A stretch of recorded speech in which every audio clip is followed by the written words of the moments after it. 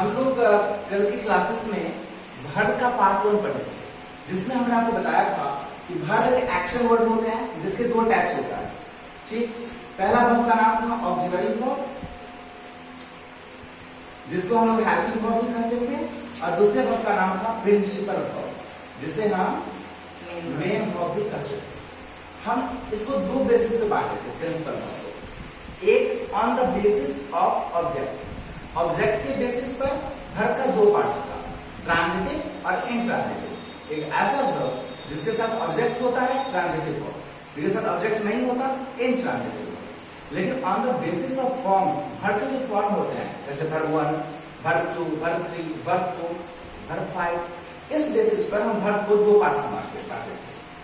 कल हम आपको यहाँ से बताए थे, एक था फाइनाइट और एक था नॉन फाइनाइट। मैंने बताया था आपको कि फाइनाइट एक ऐसा वर्ब है जो नॉर्मल वर्ब की तरह बिहेव करता है। जैसा वर्ब होता है ये एग्जैक्टली वैसा ही बिहेव करता है, इसलिए इसके बारे में पढ़ना कोई जरूरी चीज नहीं है। ऐसे मान लो एक रिक्शा चालक का बेटा रिक्शा चला रहा है, तो कौन सी बड़ी बात है, रिक्शा चालक का बेटा रिक्शा चला रहा है, ये नॉर्मल बात है, तो इसके बारे में पढ़ना जरूरी है क्या किताब में? नहीं। लेकिन रिक्शा चालक का बेटा आईएएस बन गया, ये तो बहुत बड़ी बात है, पेपर में निकलेगा, टीवी पे आएगा, उसको पढ़ना जरूरी हो जाएगा हमारे लिए। अगर रिक्शा चालक का बेटा कैसे पढ़ा कि आईएएस बन गया है? एक किसान की बेटी मोनिका कुमारी बीपीएससी निकाली, कैसे निकाली? पढ़ना पड़ेगा। किसान की बेटी यदि गोबर ठोकती तो अच्छा लगता, लेकिन मान लो कि आईएएस निकाली तो बहुत बड़ी बात है ना, तो पढ़ना पड़ेगा, पढ़ना पड़ेगा। तो नॉन सर वर्ब ऐसा क्या कर दिया? तो फाइनाइट वर्ब जो है वो वर्ब की तरह बिहेव करता है अपने दादाजी की तरह। ये नॉन फाइनाइट जो रहता नहीं, हम दादाजी की तरह बिहेव नहीं करेंगे, हम थोड़ा अलग है, हटके हैं। तो क्या करोगे? तो हम नॉन प्रोनाउन की तरह बिहेव करेंगे, तो इसके बारे में पढ़ना पड़ेगा। तो नॉन प्रोनाउन की तरह जब ये बिहेव किया, इसके तीन पार्ट्स है नॉन फाइनाइट की। पहला पार्ट का नाम है इन्फिनेटिव, दूसरा पार्ट का नाम है जिरंड, और तीसरा पार्ट का नाम है पार्टिसिपल्स। इन्फिनेटिव, जिरंड और पार्टिसिपल। इन्फिनेटिव के भी दो पार्ट्स हैं, एक है विथ टू, एक ऐसा इन्फिनेटिव जो हमेशा टू के साथ आता है, और एक है विदाउट टू, ऐसा इन्फिनेटिव जो बिना टू के आता है। इस विदाउट टू वाले इन्फिनेटिव को हम बेयर इन्फिनेटिव कहते हैं, बेयर इन्फिनेटिव। एज एग्जांपल समझो कैसे इन्फिनेटिव नॉन प्रोनाउन कैसे बिहेव करता है। जैसे I am going to play, I am going, मैं जा रहा हूं। यहां में गो जो है वो वर्ब है, go is action word, go verb है, तो आईएनजी लगाए हैं तो वो भी वर्ब है। कल मैंने आपको ऑक्सिलरी वर्ब पढ़ाया था, जिसमें बताया था प्राइमरी ऑक्सिलरी का पार्ट्स होता है वर्ब टू बी, जिसमें एम इज आर आता है, तो ये ऑक्सिलरी वर्ब है, ये मेन वर्ब का फोर्थ फॉर्म है। लेकिन यहां देखो, I am going to play, मैं खेलने जा रहा हूं, गौर से समझना, I am going to play. यहां पर ये क्या है? ऑक्सिलरी वर्ब, ये क्या है? मेन वर्ब का फोर्थ फॉर्म है।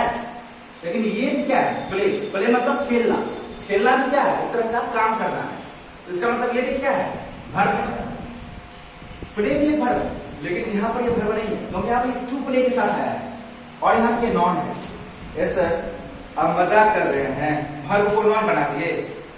हाँ सर, ये इन्फिनेटिव वर्ब है जो नॉन की तरह बिहेव करता है, इसके साथ टू आ गया है, ये नॉन की तरह बिहेव करता है।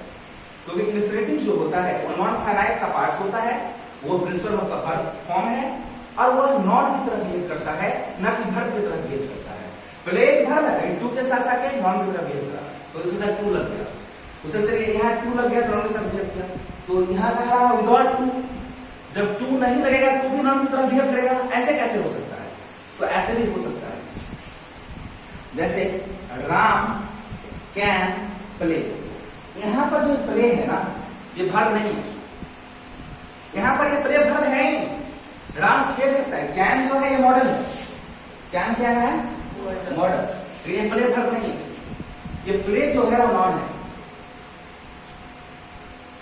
Play non. समझ में आ रहा है? मतलब कह सकते हैं आप इस तरीके से, यहाँ पे टू नहीं लगा तो भी प्ले का प्ले ही रहेगा, ये प्लेइंग प्लेज कभी नहीं होगा, ठीक है। तो ये प्रिंसिपल वर्ब के 5 फॉर्म होते हैं। जैसे देखो verb 1, verb 2, verb 3, verb 4, verb 5। ये प्रिंसिपल वर्ब के 5 फॉर्म है, ठीक है। लेकिन ऑक्सिलरी वर्ब के 5 फॉर्म नहीं होते। ऑक्सिलरी वर्ब के 3 ही होते हैं, प्राइमरी ऑक्सिलरी, मोडल और मार्जिनल। प्राइमरी ऑक्सिलरी में क्या क्या होता है? Do, does, did, am, is, are, was, were, be. और मोडल में can, could, shall, should, will, would, may, might, must, dare, used to, need, ought to, ठीक है। इस तरीके से होता है। तो ये ऑक्सिलरी वर्ब का फॉर्म देखो, यहाँ पे सब आया इंफिनिटिव विद टू और विदाउट टू। टू के साथ आया तो चेंज नहीं हुआ, और बिना टू के साथ आया तब भी चेंज नहीं हुआ, वेर इंफिनिटिव। कोई दिक्कत? जिरंड होता है वर्ब 4 फॉर्म, यानी वर्ब 1 प्लस आईएनजी। लेकिन ये नॉन की तरह बिहेव करने लगता है, इसलिए हटा दूं, ये नॉन की तरह बिहेव करता है। देखो कैसे? तो सर नॉन की तरह कैसे बिहेव करेगा? एक चीज और से देखो, आई एम गोइंग, यहां पर आईएनजी फॉर्म है, लेकिन ये वर्ब 4 है, ये नॉन नहीं है। लेकिन ऐसे देखो, या आई एम वॉकिंग, वॉक क्या है? वर्ब 4 है, मैं टहल रहा हूं। लेकिन एक क्वेश्चन ऐसा है, वॉकिंग इज गुड एक्सरसाइज, यहां पे नॉन कौन है?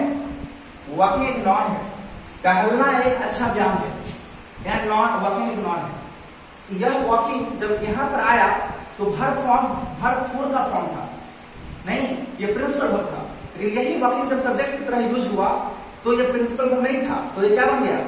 नॉन बन गया। टहलना एक अच्छा एक्सरसाइज है, टहलना एक नॉन बन गया।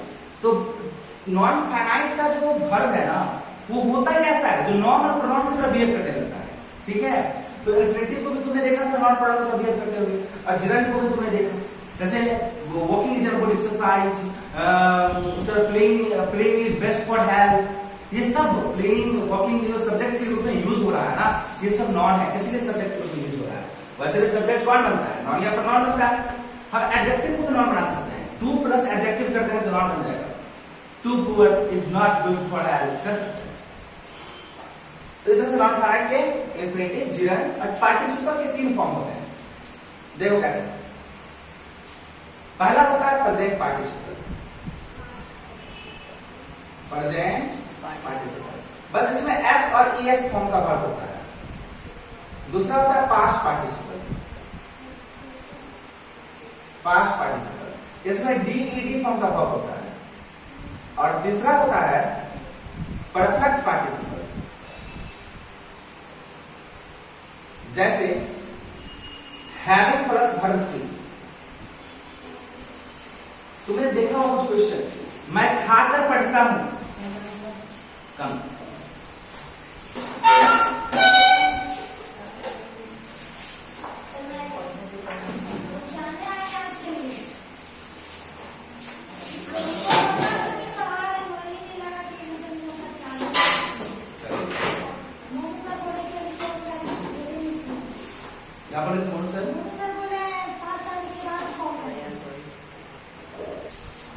देखो अब डिस्टर्ब हो गए थे बीच में। ये परफेक्ट पार्टिसिपल जो है उसका होता है हैविंग प्लस वर्ब 3। एक एग्जांपल है, मैं खाकर पढ़ता हूं, मैं खाकर पढ़ता हूं, तो क्या होगा इसका translation? Having eaten I read.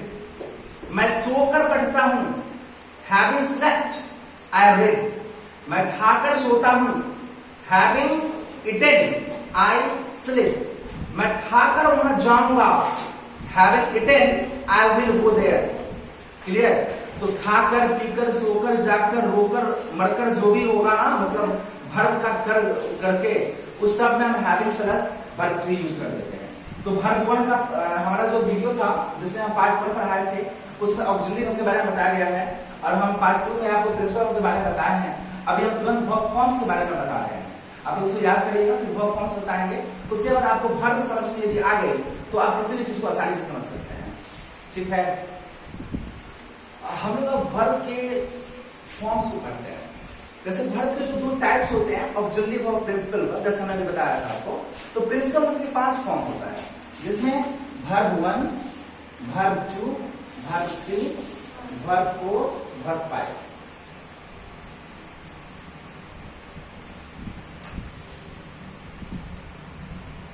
इस सारे फॉर्म्स की अलग अलग प्रॉपर्टी है।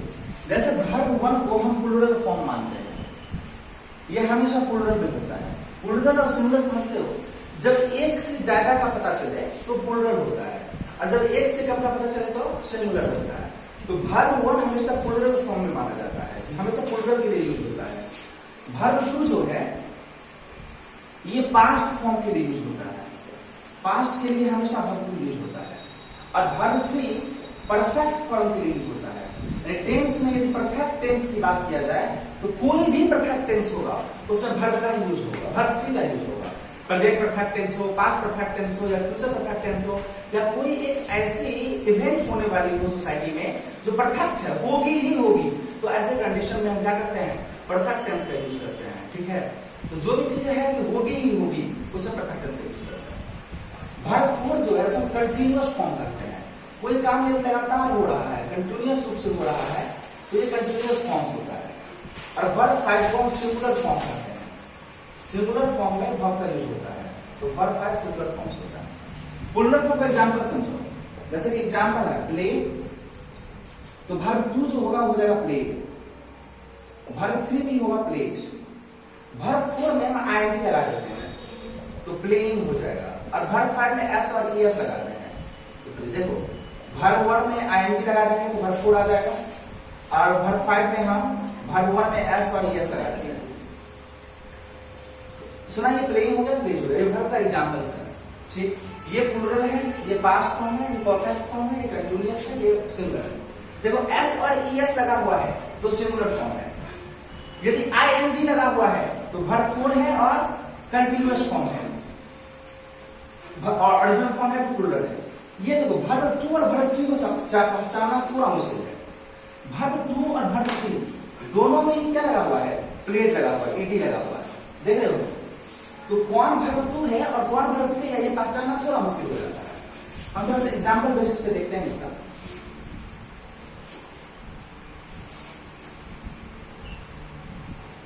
ये लोग लिख चुके हैं, अब एग्जाम्पल देखते हैं। जैसे आई प्लेड, यहां भी प्लेट लगा, आई हैव प्लेड, यहां भी प्लेट लगा।